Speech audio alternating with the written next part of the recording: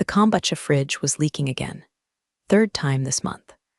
I was crouched underneath it at 8:02 a.m. with a roll of paper towels and a passive-aggressive Slack from Jack blinking on my phone screen. Team morale down. Maybe we switched to coconut water? Feels more vibrationally aligned.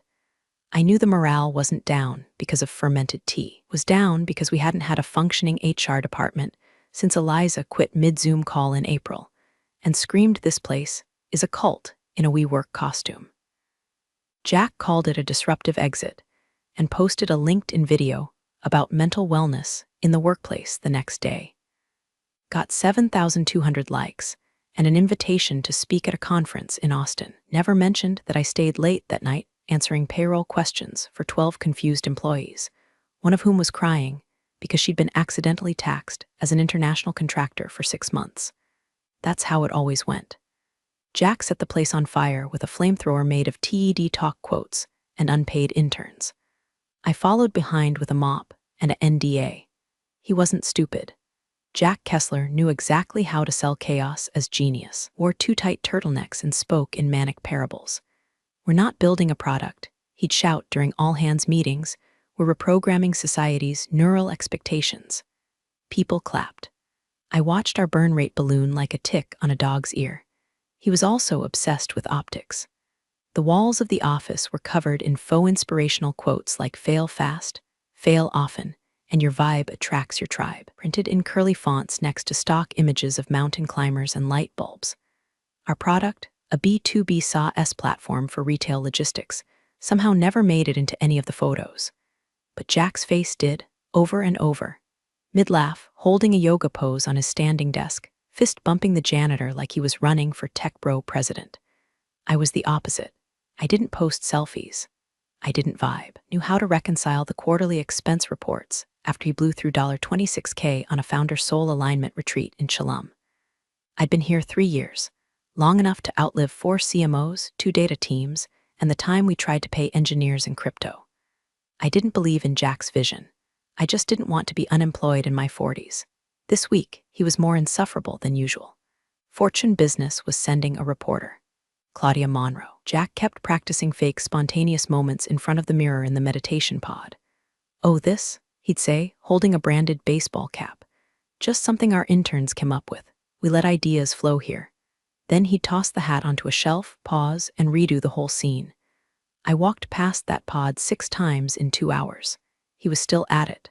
Maya, he called out as I tried to escape to the kitchen. We get a few Genzers working near the glass wall when Claudia arrives. Ethnic ones, ideally. Just vibing near the design sprint board. Think diverse innovation. You feel me? I nodded. Of course I felt him. I felt him like a tumor you pretend isn't growing. There was a Slack thread that morning titled Make Maya Shine Sparkles. His idea of empowerment.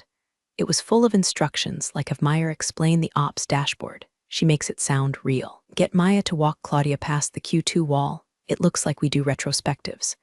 In other words, I was the photo op for credibility. But I wasn't allowed to talk too much. Just enough to look competent, not enough to contradict him. That afternoon, I caught a junior developer puking in the stairwell. I handed her a ginger chew and asked what happened. I haven't slept in 3 days, she mumbled. Jack told us the AI demo had to be working by Friday for the article. It's not even connected to the backend yet. He said, just animate some blinking lights if it's not working. I believed it. Last month he tried to claim we had 200 enterprise clients. We had 14. I kept receipts in a folder called for later. I didn't know what later meant yet. Maybe severance. Maybe court. The photographer showed up a day early. Jack lost it. I'm not in wardrobe, he shrieked, before disappearing into the executive shower with a full ring light and a suitcase labeled Clout Fits. I found myself guiding the photographer through our fake open floor plan, while a product manager ran behind me whispering the QA guy just rage quit. Again. I looked around the glass cage of optimism we called an office. Everyone's smiling too hard, blinking too much, desks covered in stickers and MacBooks and dreams long abandoned. Jack strutted back out, hair wet, shirt tight, smile weaponized. This, he beamed, is what revolution looks like. I smiled too, small, tight, hollow. I was so tired my bones hummed. But I stayed.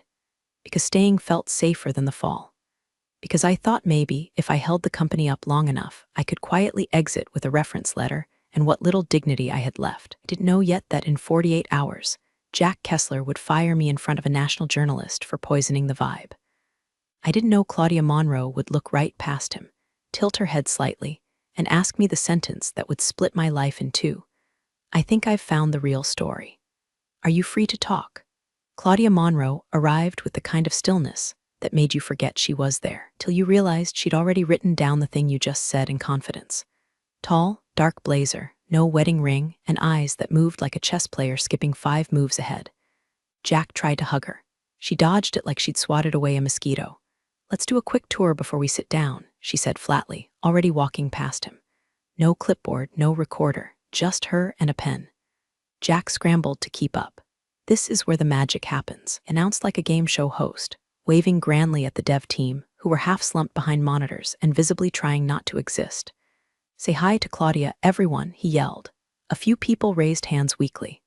One guy in QA stared at his screen like it was his last defense against despair. Jack turned to Claudia, grinning. "They're shy. Coders, you know, mad geniuses." She nodded but said nothing. Just looked around. Absorbing. Moved past the conference room where our designer had duct-taped an LED ring light to the whiteboard to make it look more innovation-y. Jack was mid-monologue already. "We've scaled 300% yo-y," he said, voice swelling, "and our churn rate's sub 1%. Industry leading. Honestly, I think we've cracked the code on retention." We hadn't. Last week we lost 2 legacy clients because Jack told one their product suggestions were spiritually misaligned. I know because I was the one who called them afterward and listened to them scream at me for 38 minutes. But here I was again, walking half a step behind Jack like some mute operations elf. Claudia stopped by the wall Jack called the war room. It was just a cluster of sticky notes and a bunch of buzzwords like hypergrowth, moonshot, something that just said vibration, circled 3 times. Jack pointed like he was unveiling a Picasso. "We operate lean. We believe bureaucracy is a virus." Claudia raised one eyebrow. "What's your current head count?" Jack didn't skip a beat. 75 if you count contractors. Well, technically 80 if you count our community moderators. We had 43 people on payroll and 3 part-time mods from Upwork who hadn't been paid since April. I opened my mouth to clarify. Jack cut in. "Maya, you've been handling ops. What are we at, like 80, right?" I swallowed it. 78, including part-time, I said, close enough to the lie to keep the performance moving. Claudia gave me a quick glance, like she heard the hesitation instead of the number. We hit the kitchen next. Jack picked up a branded coffee mug from a shelf he'd personally staged 2 hours earlier. "We like to keep things chill. Maya makes sure we don't crash the plane while we're skyriding." That got a tight, pity chuckle from Claudia. "Maya," she said, finally turning to me directly, "can you walk me through your logistics flow? Just briefly. I'm curious how you're servicing enterprise clients at this scale." Jack's face twitched. Logistics wasn't in the script. Neither was I talking directly. I smiled politely. "Sure," I said. I walked her past the Kanban board, past the unused testing suite Jack insisted we install for tour optics, and into the corner where the actual work lived. "This is where we process client intake," I explained. "We have a manual fallback when the automation bugs out, which happens more often than we'd like. The SLA is technically 24 hours, but we try to beat that if the client's priority flagged red." Jack fake coughed behind me. "She's being modest. Median response time is under 4 hours. It was 7. I continued anyway. "The team handles escalations via Slack channels segmented by tier. Most of the real bottlenecks come from sudden pivots, which are part of our adaptive strategy," Jack interrupted, gesturing like he was conducting an orchestra. Claudia's pen flicked. No smile. She kept her gaze on me. Then came the moment. Jack tried to stage one of his trademark spontaneous moments of vision. He grabbed a nearby whiteboard marker, uncapped it with his teeth like a cowboy, and wrote, "Disrupt or die." Claudia blinked. "Interesting. And how does that motto influence your product roadmap?" He froze for half a second. "Well," he stammered, "we don't really believe in roadmaps. They're more like intuition maps. Agile in spirit. We build from gut." I could feel her staring at me again. "Is that how your teams interpret direction?" She asked me directly. I glanced at Jack. His smile was sharp now, fragile, cracking. "We have a core backlog," I said carefully. "The challenge is balancing strategic focus with the rapid evolution of leadership vision. Claudia didn't laugh, didn't blink. She just jotted something and let the silence sit there like a dead bird in the room. The tour ended with Jack ushering her into his office for one-on-one. I could hear him enthusiastically ranting about the quantum edge of leadership through the door. I went back to my desk and opened Slack. One new message from Jack. Jack K., don't contradict me again. We need alignment. I left it on read. A minute later, Claudia stepped out. Her eyes scanned the room, then landed on me. She nodded once. Slight, thoughtful. And for the first time all day, I felt something other than dread. I felt seen. Chairs had been arranged in a circle, like we were about to host a tech seance. Jack insisted it be intimate but electric, which meant essential staff were herded into the conference space like reluctant cult members. And Claudia Monroe was strategically seated dead center, like some kind of sacrifice was being prepared, and she didn't know whether she was the priest or the lamb. He'd billed it as a vision sync, impromptu fireside chat with the team and the visiting journalist, meant to showcase our vibrant culture and transparent leadership. Translation: Jack wanted to hear himself talk while a camera-ready audience nodded like bobbleheads. I sat near the back, between the product lead who hadn't slept in 3 days and the junior marketer still nursing a broken toe from the last time Jack threw a chair playfully during sprint planning. The lights were dimmed. Music played, some off-brand, royalty-free synth track he called brainwave ambience. Jack entered the room like Steve Jobs with a concussion, arms open wide. Team, he said, drawing out the word like it was holy. We're on the cusp, the verge, the razor's edge of the next frontier. Claudia didn't even lift her pen. He spoke for 20 minutes without saying a single measurable fact. Just a slurry of phrases like vertical integration of consciousness, fractal trust. Unicorns aren't born, they're conjured. Everyone clapped anyway, nervous hands slapping like rain on a tin roof. We'd learned over time that Jack didn't just want agreement, he wanted worship. And then he pivoted. As visionary leaders, we sometimes have to make hard calls, he said, lowering his voice to that fake gravitas register he used when pretending to care. Tough love isn't cruelty, it's clarity. I felt the air shift a full 5 seconds before it happened, some primal instinct like spotting the shadow of a falling tree before you hear the crack. Jack turned to me. Maya, he said, loud, performative, stand up for a second. I didn't move, he repeated it. Slowly I stood. My hands were cold. Do you know what it means to poison a culture? He asked, pacing now. It means undermining the mission. It means infecting the spirit of progress with cynicism, negativity, quiet sabotage. A few heads turned toward me. Confused, alarmed, the marketer beside me held her breath. Jack pointed at the giant screen behind him where he had pulled up a Slack screenshot, one where I gently pushed back on an impossible deadline, saying the timeline was inconsistent with previous scope. This, he declared, is rot. This is what holds us back. This is someone who doesn't believe in what we're doing. Silence. Effective immediately, Jack said, dragging out the words like taffy. Aya Hartman is no longer with the company. Still silence. I didn't blink. I didn't flinch. I didn't look down. He turned to Claudia with a smug little smirk that screamed mic drop.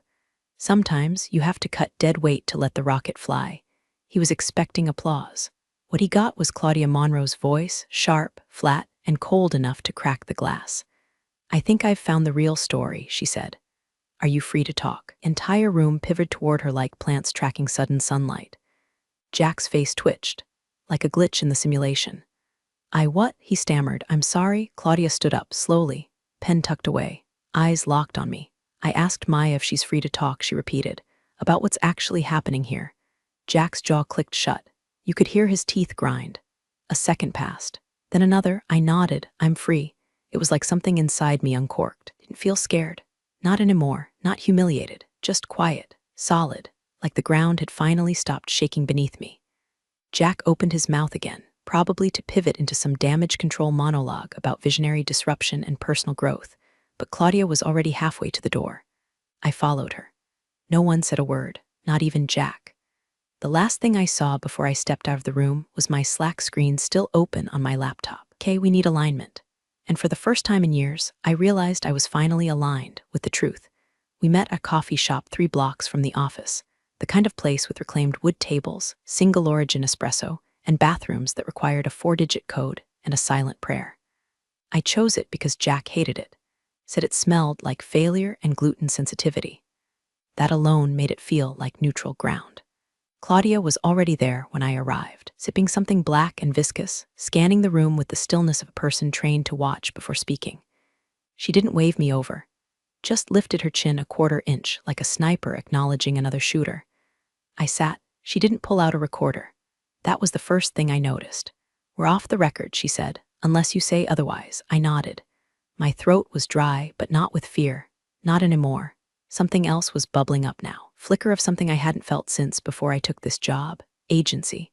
"You probably already know most of it," I said. "I know the shape of it," Claudia replied. "I need the bones." We started small. I gave her the sanitized stuff first.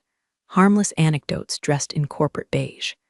Like the time Jack made us run a 48-hour hackathon because he saw a tweet about hustle culture and wanted to go viral. Half the team pulled all-nighters. He showed up for the final hour, filmed a slow-motion video of himself tossing pizza boxes to interns, and posted it with the caption, "Leadership isn't about being first. It's about being last to give up."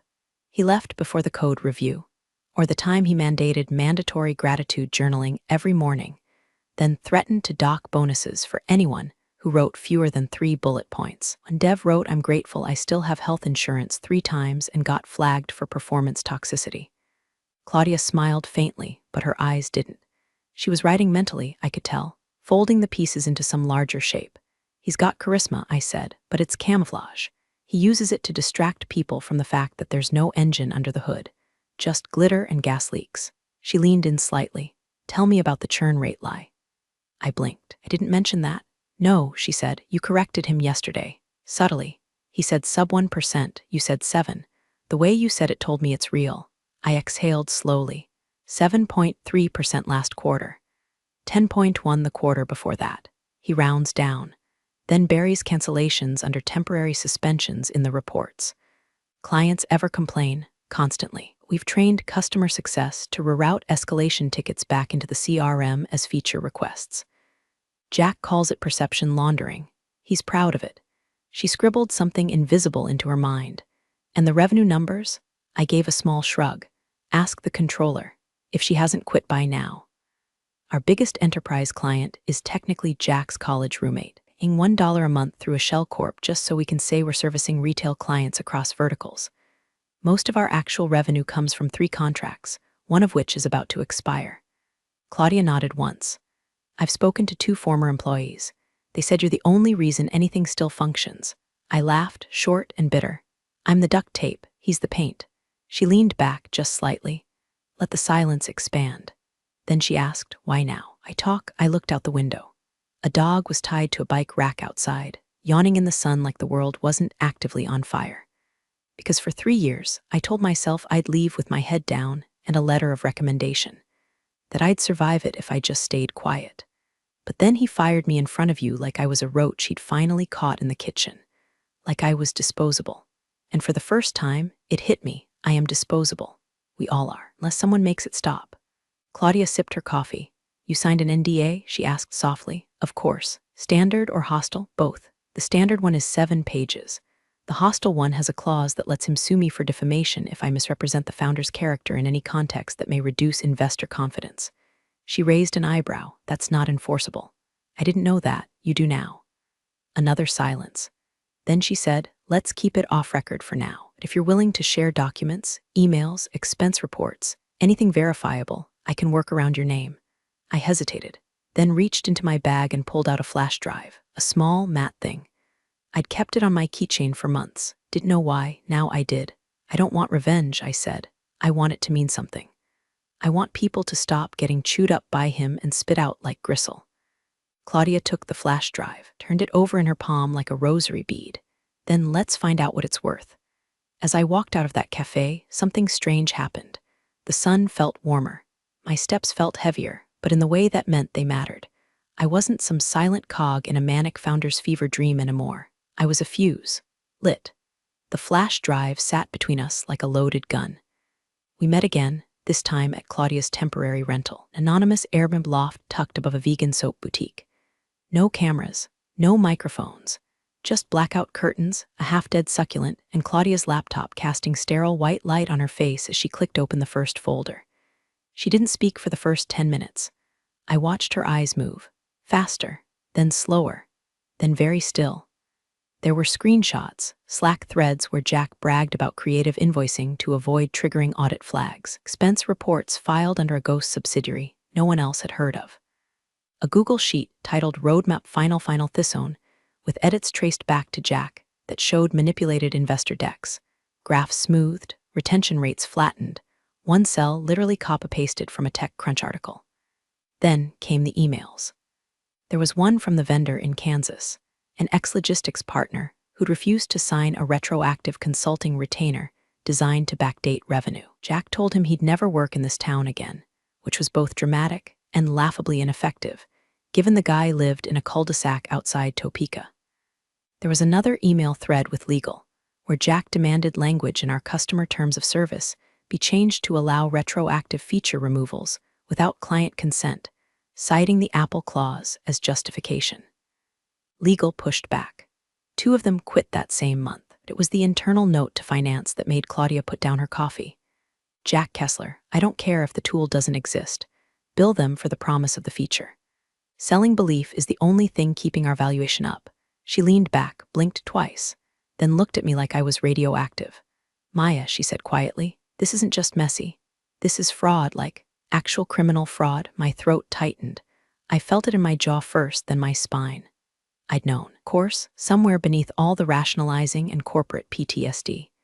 But hearing it said aloud, plain and surgical, snapped the bones back into alignment. It started with small stuff, I murmured. Bullshit metrics, a vanity hire, a strategic pivot that was just Jack chasing buzzwords.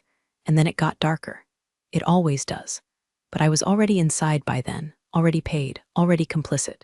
Claudia didn't flinch. You're not complicit, you're evidence. I shook my head. I signed the NDAs. I approved some of those reports. Even if I pushed back, my initials are on the bottom of half the QBR decks. Were you given full information? No. Did you knowingly lie to regulators, clients, or investors? No. Then you're not the one who should be scared. I looked down at my hands. They were shaking. Not from fear, at least not just fear. From the weight of finally holding this rotting thing up to the light. What happens if he sues me? I asked. Claudia smiled, but it wasn't kind. It was surgical. Then I help you countersue. I know 3 firms that love whistleblower cases, especially when there's paper. And Maya, you've got paper. If he pushes this, he exposes himself. She turned the laptop toward me and pointed at the folder list. This is a prosecutor's buffet. Fraudulent billing, misrepresentation to investors, labor code violations. At minimum, it's SEC violation territory. At most, wire fraud. I felt my heart slam into my ribs like it was trying to break out. Claudia closed the laptop gently, like sealing a coffin. Here's how this works, she said, her voice low. I anonymized the sources. You're someone close to operations. We verify every document independently. Anything that can't be verified, we discard. No speculation. Just facts, clean, surgical. I nodded slowly. She handed me a burner phone. If anyone from the company reaches out, log it. Don't respond. If legal contacts you, send me the language. If anything happens that feels off, someone following you, weird messages, sudden friend requests, you call me first. I tucked the phone into my bag like it was a Bible. We didn't say goodbye, just nodded like co-conspirators departing opposite ends of a heist. That night, I didn't sleep. Lay awake listening to the hum of my refrigerator and the faint sound of sirens in the distance. Not because I was scared, though I was, but because something had finally broken loose in me. The anxiety hadn't left. It still circled like a vulture. But under it, like hot iron beneath soft earth, was something else, resolve. Claudia called me 2 days later. No greeting, just business. I've spoken to 5 people, she said. 3 former engineers, 2 ex-assistants, all off the record. They tell the same story you do, different details, same rot. I stood in my kitchen, staring at the moldy lemon in my fruit bowl like it might explain something. Claudia's voice crackled through the speakerphone, low and precise. One of them had a screen recording. Jack berating the dev team on a 2 a.m. Zoom call, saying if the AI didn't start acting smarter by Monday, he'd replace them with Fiverr bots. I felt my lips twitch, bitter almost smile. That sounds about right. He made a junior cry, Claudia continued. Called her a human bottleneck with bangs. That one hit me in the gut. I remembered that dev Emma, fresh out of grad school, sharp, earnest. She quit a month after that sprint. You think any of them will go on record? I asked. Not yet, they're scared. But they're watching you. If you hold, they might follow. That same day, I opened my old group chats. Quiet little Slack DMs, LinkedIn connections I hadn't clicked on since they escaped the startup asylum. I started poking, gentle check-ins. The kind you send when you're not sure if you're offering a life raft or asking for one. Most replied within minutes. Been waiting for someone to do this, one said. I still have the budget email where he asked us to delete receipts, another wrote. FYI, if he finds out you're the source, he'll come for your LinkedIn first. That's what he did to Carla. That last one came from Priya, our former partnerships lead. She'd left quietly after a blowout with Jack over revenue projections he invented in a lift on the way to a pitch meeting. Do you want to talk? I typed. She called instead. No one's got a better read on that monster than you, she said. And since we're all pretending we didn't see what we saw, let me make it real for you. Jack tried to bribe Renslow Distribution to stay quiet after the API meltdown. My blood slowed. What? He offered them a consulting fee to sign a pre-drafted testimonial saying their dashboard had never gone down, even though they lost 2 full shipping days. I was CC'd. I never opened it, just quit. I felt my pulse climb. Do you have the email? I have the outbox copy. It's yours. I messaged Claudia that night. Response came in under 5 minutes. Holy shit. We're greenlit.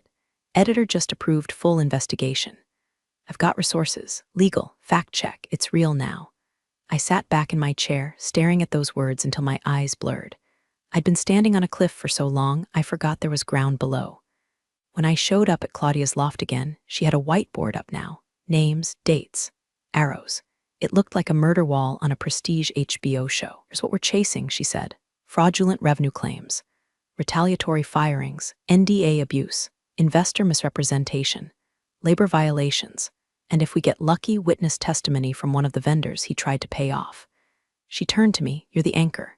If this story lands, it'll land because you were first. I felt a flicker of pride. Then nausea. What if I can't carry it? I whispered. Claudia didn't blink. You already are. That night, I got an encrypted email from an old back-end engineer. No subject line. No greeting. Just a single sentence. If this goes public, I'm in. I stared at it for 10 minutes before closing my laptop. My hands were shaking again, but not from fear, from motion, from momentum. This was no longer a maybe. This was a movement, and I was in the center of it, whether I liked it or not. The envelope arrived at 8:47 a.m., slid under my apartment door like a threat wearing a bow tie. No return address. Cream-colored, too thick to be junk, too stiff to be anything good. Inside, a cease and desist letter. Legalese bled across the page in serif font like it was trying to scare me with vocabulary. Cease and desist all defamatory commentary, disclosure of proprietary information, violation of binding non-disparagement clauses. Signed not by a lawyer, but by Jack himself. His signature, Sharpie scrawl like a child forging a note from Santa. At the bottom, a postscript. We'd prefer not to pursue further action, but your recent behavior leaves us no choice. Please consider the consequences. The arrogance hit harder than the threat. I stared at it, hands steady, chest boiling. Not because I was afraid, though yes, fear was there, but because the sheer pettiness of it was insulting.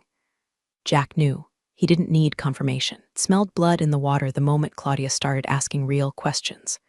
And now, like a cornered raccoon in a designer hoodie, he was lashing out the only way he knew how, through intimidation and image control.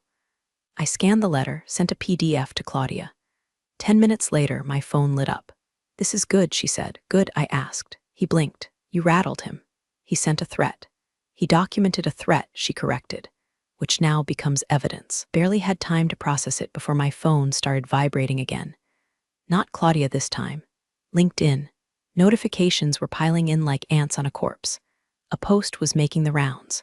From the Hartman situation, a company account HR had created to post culture spotlights and photos of birthday cupcakes before it went dark 6 months ago. It had been resurrected for one reason, to smear me. The post was a slick slab of corporate poison, saddened by recent events surrounding a former employee who, despite repeated support and opportunities for growth, chose to act in ways that undermined team cohesion and our shared mission. While we won't comment on personnel issues, we urge our community to be cautious of narratives rooted in personal vendettas and emotional instability. No names, but everyone knew. The comments were worse. Wasn't she the one who tanked the automation sprint? Always seemed. One post read simply, Kessler built an empire, she was just bitter. I stared at the screen until the text blurred. Then I shut my laptop, stood up, and screamed. Just once. Raw, hoarse. Into the air of my silent, indifferent apartment. That night, Claudia called again. Her voice had changed. Faster, sharper. "They're moving to preempt us," she said, "trying to discredit you in public before the story drops. That means we're close. But it also means we have to." She laid it out, blunt and surgical. "We go to print in 7 days. That's accelerated. We don't wait for every stone to turn. We publish what we can prove beyond doubt. Enough to withstand pushback. Enough to get picked up nationally." My chest tightened. "And if they escalate?" I asked. "They will," she said. "But you won't be alone." A pause. Then, "Maya, I need to know you're still in." I looked at the letter. At the LinkedIn smear campaign. The raw heat sitting in the back of my throat like fire waiting to be exhaled. "I'm in," I said, and I was. Not out of spite, not anymore, but out of something deeper. Older, that part of you that gets clawed raw and finally decides, no, you don't get to do this to people and walk away clean. That night I couldn't sleep, again. But this time it wasn't dread keeping me awake. It was purpose, burned into my ribs like a vow. It dropped on a Tuesday morning. No teaser, no countdown. Just a cold, clean link that hit the Fortune business homepage like a sledgehammer wrapped in velvet. Inside the Cult of Kessler. How a startup unicorn became a case study in delusion, deceit, and silicon spin. Byline, Claudia Monroe. Photos, stylized shots of the office, empty desks, a blurred-out whiteboard with disrupt or DIE barely visible in the background. Subtitle, based on documents, emails, interviews with 12 current and former employees. I was on my third cup of coffee and still in yesterday's sweatshirt when the site crashed under traffic. 5 minutes later, it was back, mirrored on half a dozen syndicate sites. The fire had started. It was 37 pages online, dense, surgical, relentless. The opening anecdote, the day Jack fired me. Written not as drama, but data. My quiet composure in contrast to his performative tantrum. Claudia's observation that no one in the room clapped. That no one seemed surprised. From there, it spiraled outward. Inflated metrics backed by manipulated spreadsheets. Investor decks faked using marketing graphics repurposed from other startups. A Slack screenshot where Jack demanded an intern fabricate roadmap graphics with more momentum. 3 anonymous engineers confirming the AI feature demo shown to investors was actually a pre-recorded animation. Then came the financials. A vendor listed as external consultants had received 6-figure payments with no clear deliverables and a mailing address traced to Jack's cousin's Airbnb in Flagstaff. Client testimonials allegedly signed under pressure. 2 of them, Claudia confirmed, had never even used the product. But the section that hit hardest, blew the roof off, was the part about culture. Verbatim quotes. HR complaints filed and buried. Anonymous stories of 3 a.m. panic meetings, of employees locked out of email after pushing back, of mandatory gratitude circles turning into loyalty interrogations. One story recounted Jack throwing a stress ball at a designer for using the wrong hex code in a slide deck. And always, beneath it, Claudia's voice. Sharp but restrained. Never sensational. Just deadly precise. At the end, a single pull quote.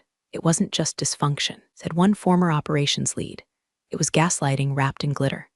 The longer you stayed, the more you doubted your own sanity." That was me, paraphrased, anonymous, but anyone who'd worked there knew.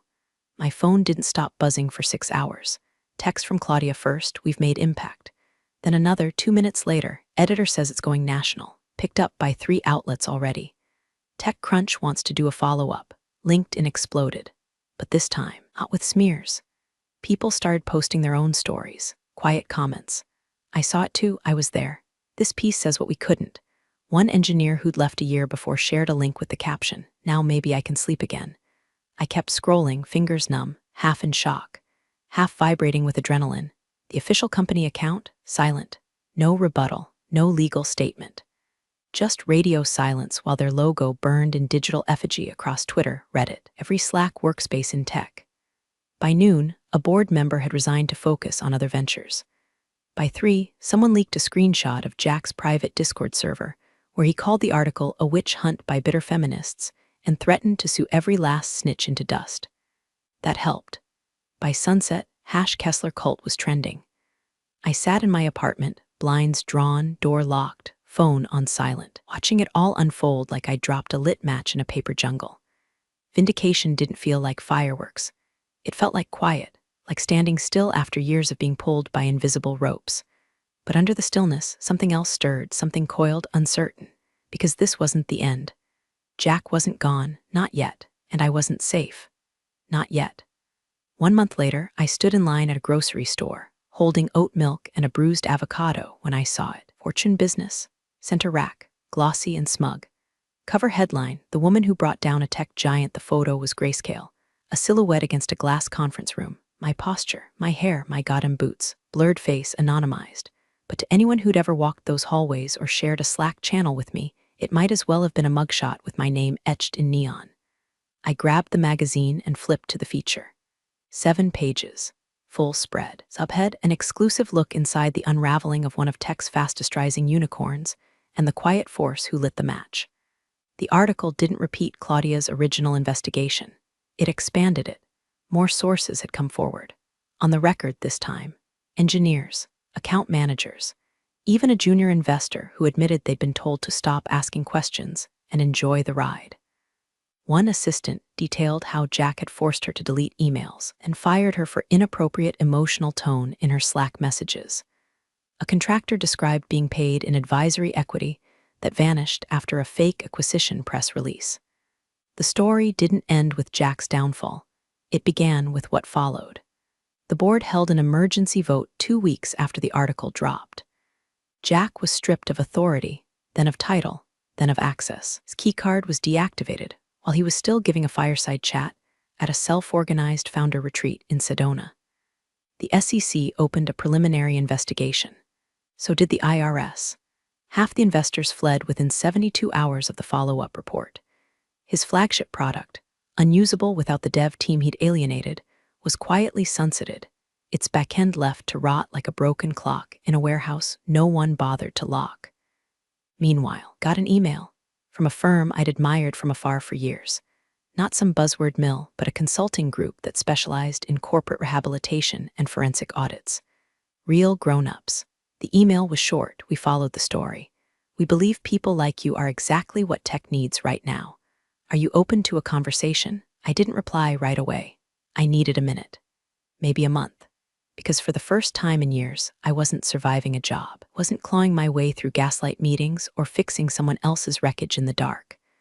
I was waking up, choosing what mattered, stepping into something that felt like agency, not armor. That Saturday, Claudia showed up at my door.